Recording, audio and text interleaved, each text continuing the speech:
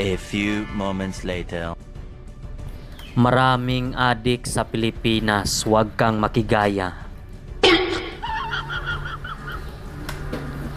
Baka magkikita kayo ni Satanas nang wala sa oras.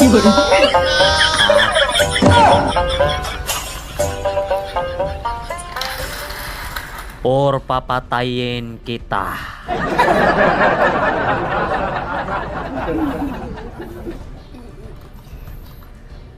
Gilitan kita ng liig. Ha? Ha? Ha?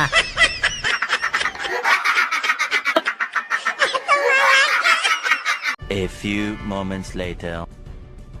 Huwag ka nang gumamit ng shabu o cocaine. Oh no!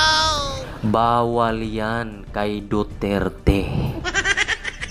Ha? A few moments later. Huwag kang papatol sa may asawa. Oh no!